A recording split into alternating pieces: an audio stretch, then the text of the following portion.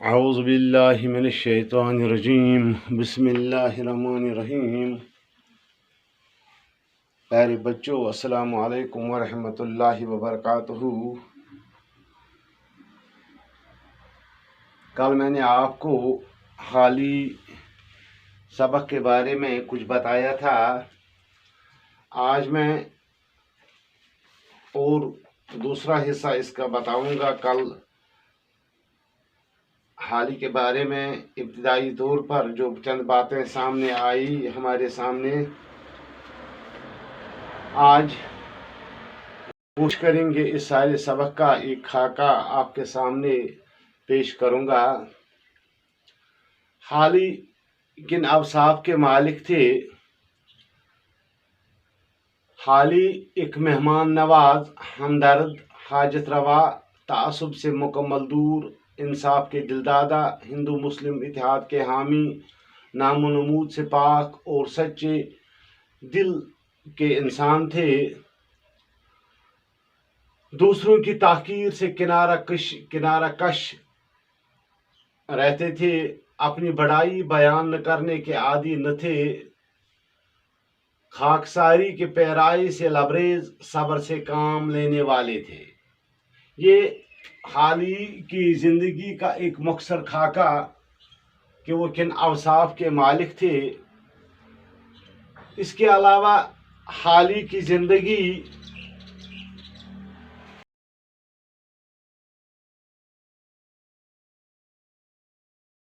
ایک بہت بڑا انقلاب جسے ہم کہیں گے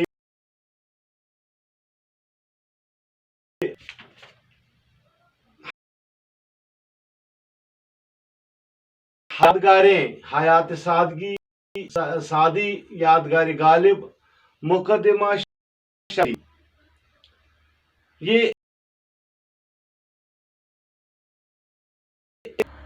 حالی کے بارے میں کہا جاتا ہے کہ وہ زیادہ تر دوسرے شعراء کی طرح کلام سنانے کے عادی نہیں تھے۔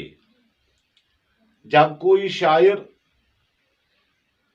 کسی شاعر سے مل کر فرمائش کرتا ہے کہ اس سے بھی اپنا کلام سنانے کا شوق گدگداتا ہے اور جانتا ہے، تو اس کے بعد مخالف بھی اس سے یہ فرمائش کرتا ہے، اور بعض اوقات ضرورت بھی نہیں پڑتی ہے کہ دوسرا شاعر بھی اپنا کلام سنانے کے لیے جلد بازی ہی سے کام لیتا ہے۔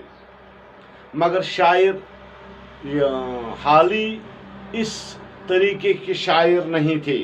وہ اکثر ٹال دیتے تھے کہ میرا حافظہ بہت کمزور ہے، یا لکھا ہوا یا یاد نہیں رہتا ہے، وہ ٹال دیتے تھے۔ جس طرح اگر ہم دیکھتے ہیں موجودہ دور میں بھی کہ ہمارے شعراء اکثر طور اپنا شعر سنانے کے بےتاب رہتے ہیں، مگر مولانا حالی ایسے نہیں تھے۔ ایک بار کا واقعہ ہے کہ علی گڑھ کالج میں محمدن ایجوکیشنل کانفرنس کا سالانہ جلسہ تھا۔ مولانا کا مزاج کچھ علیل تھا۔ انہوں نے اپنی نظم پڑھنے کے لیے مولوی وحید الدین سلیم کو دی، جو بلند آواز، مقرر اور پڑھنے میں کمال رکھتے تھے۔ سلیم صاحب ایک ہی بند پڑھنے پائے نہ تھے کہ مولانا سے نہ رہا گیا۔ نظم ان کے ہاتھ سے لے لی اور خود پڑھنا شروع کیا۔ ذرا سی دیر میں ساری مجلس میں کوہرام مچ گیا۔ ایسا کیوں ہوا؟ وہ جب بھی اپنا کلام سناتے تھے وہ اس آواز سے سناتے کہ تاکہ یہ کلام دل میں اتر جائے۔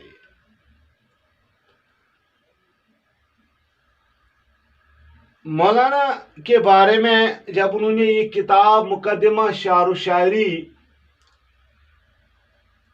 لکھا تو اس وقت لکھنؤ میں ایک کوہرام جیسا مچ گیا۔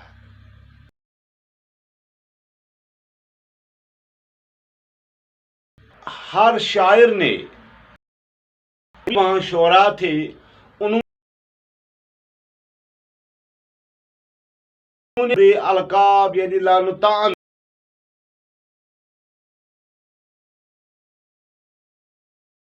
آنے لگی. پنچ میں ایک طویل سلسلہ مضامین اس مقدمہ کے خلاف چلتا رہا جو ادبی تنقید کا عجیب و غریب نمونہ تھا. یہ وہ صرف بے تکے اور محمل اعتراض ہی کا مجموعہ تھا بلکہ ہکڑ اور پھپتیوں کی نوبت پہنچ گئی. ان کا جو تحریر تھا، جو کلام تھا، اس کے بارے میں یہ ہوا تھا. لیکن یہ صابر بھی تھے، یہ جلد بازی سے کام نہیں لیتے تھے. ان کے اندر عجیب غریب ایک ایسا مادہ تھا کہ وہ مخالفت سہنے کی ان میں وہ قوت تھی. وہ صبر کے ساتھ سہتے رہتے تھے، جواب نہ دیتے تھے، لیکن حجت نہیں کرتے تھے. یہ حجت جو ہے نا، حجت کرنا بار بار کسی کہ میرا ہی صحیح ہے، میرا ہی یہ ہے، یہ نہیں کرتے تھے. بعض اوقات نامعقول بات اور کٹ حجتی پر غصہ آتا تھا، لیکن ضبط سے کام لے لیتے. گویا صبر ایک ایسا ہتھیار ہے جو انسان کو انسانیت کے اونچے معیار تک لے جاتا ہے.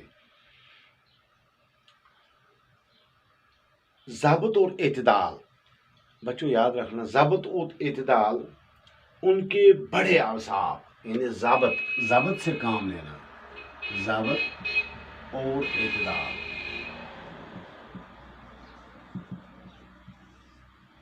ضبط اور اعتدال یہ ان کے کیا تھے؟ دو خاص خوبیاں تھیں، اور یہ دونوں خوبیاں ان کے کلام میں کامل طور پر پائی جاتی ہیں. یہ ادیب کا بڑا کمال ہے، یہ کلام میں پائی جاتی ہے. اور جوش میں آخر آدمی سر رشتہ کھو دیتا ہے. یہ اعتدال کھو دینا بڑے پن کی علامت نہیں ہے. اعتدال کھو دینا. پیارے بچوں، یہ ایک مختصر خاکہ میں نے آپ کو حالی کی زندگی کے بارے میں بتایا، اور آگے میں آپ کو اسی کے بارے میں اگر میں چند اور حروف بتا دوں گا تو انشاءاللہ الرحمن یہ آپ کے لیے بھی زیادہ بہتر رہے گا. مگر شرط یہی ہے کہ آپ سمجھنے کی کوشش کرو گے.